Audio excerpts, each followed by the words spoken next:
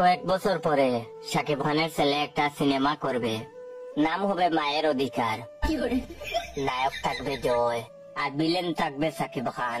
ডায়লগটা এমন হবে, ছেলে এসে বলবে, আজ থেকে 20 বছর আগে তুমি আমার মাকে স্ত্রী হিসেবে গ্রহণ করতে অস্বীকার করেছিলে, আমাকে বাবা ডাক থেকে বঞ্চিত করেছিলে, আমি তোমাকে ক্ষমা করব না খান।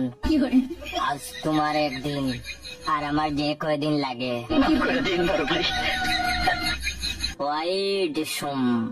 অপবিশ্বাস এসে বলবে, না বাবা একথা বললো না, শেষ তো হলেও তোর জন্মদাতা পিতা আমার স্বামী, তার রক্ত তোর শরীরে, ক্ষমা কইরা দে বাবা।